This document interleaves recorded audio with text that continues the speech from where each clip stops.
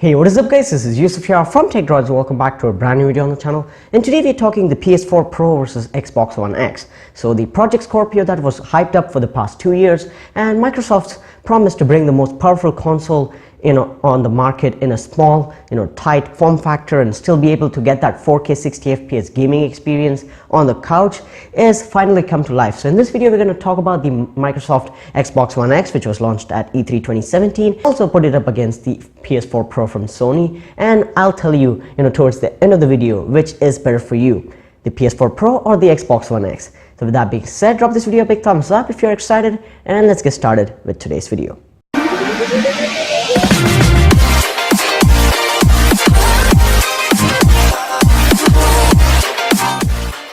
So starting off with the design of the two consoles, which is better looking, and it actually comes down to you. What do you feel is better looking, the iPhone 6s or maybe the Galaxy S7 Edge, Galaxy S8 or the iPhone 7?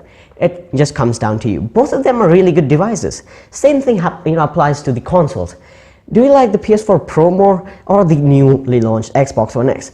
The Xbox One X is now available in a new color, new finish, and it's smaller than the last console. And I feel, in my personal opinion, that it is the better looking console. Whereas the PS4 Pro does not have a bad design. It has that, multi-story pyramidal building design and that parallelogram general shape. So both the consoles have their, unique touches to them. What do you feel is better for your couch experience, or what do you feel will look better in your gaming setup? And just comes down to your personal preference. Going on, let's talk performance and raw specifications. So the PS4 Pro and the Xbox One X, both are really powerful consoles, but the Xbox One X is packing a 2.3 GHz custom octa-core CPU from AMD. That's their Microsoft's custom APU, so it has the integrated graphics built in, but those are just namesake integrated graphics. The graphics are really powerful. It packs a 6 teraflops graphical performance, so you'll have really fast render times or really fast load render times. So you will be able to load games, their maps, their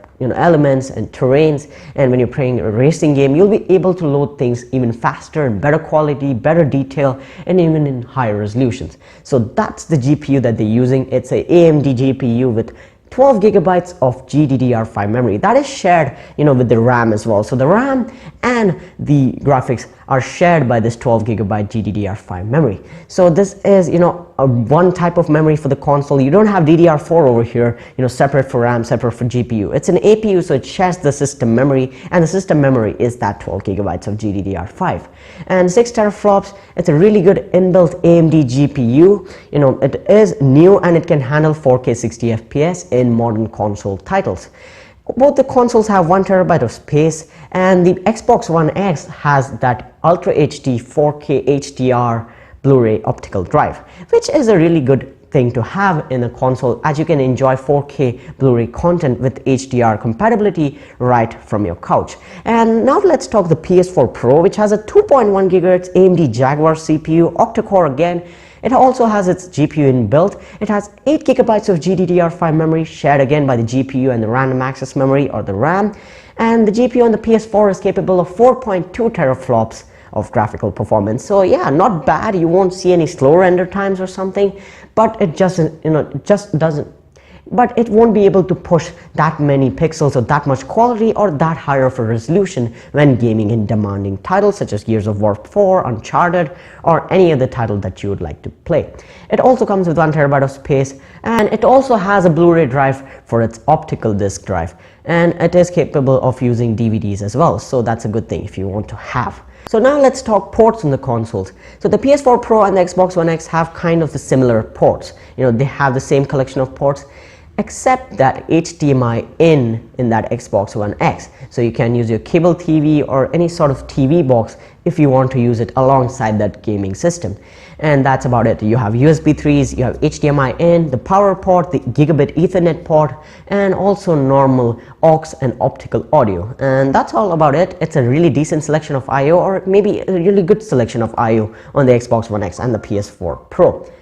You also have the IR blaster on the Xbox One X, something that you can appreciate in this era as well. And Microsoft does it every time, even the Xbox One S had it, and the One X also does. Now let's talk controllers. So I feel, in my personal opinion, the Xbox One X controller is better, even though it's unchanged from the even though it's unchanged from the Xbox One S. Feels really natural, really original in the hand, and I feel the Xbox controllers are always better than the PS4 controllers or PS controllers, but that just depends upon your personal preference. I just like the grip of the Xbox controllers. Whereas coming to the PS4 Pro, it has a slimmer, more changed controller. It has that redefined touchpad, and it's a slimmer controller, and again, not a bad thing. Again, it is a really good controller and just comes down to your personal preference.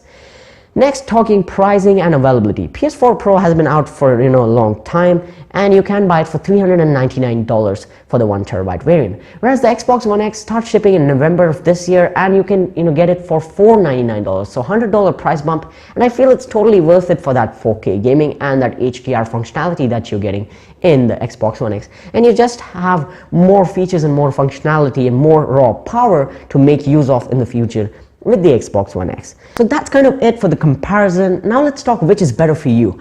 So if you're into 4K gaming, and if you want that raw power, and if you really want to push the console gaming to a new level, the Xbox One X might be the better option for you. But if you just want console gaming, and you want VR experience, and you also want to do decent gaming in a really affordable budget, then the PS4 Pro might be for you.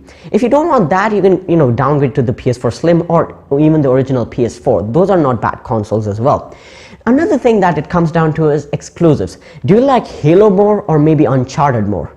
Do you like Forza Horizon or Gran Turismo? It comes down to the exclusives you want to play, and that is what it is all about. The PS4 Pro versus Xbox One. At the end of the day, it comes down to what you want to do with the consoles and nothing else. So that's been it, guys. Thanks a lot for watching.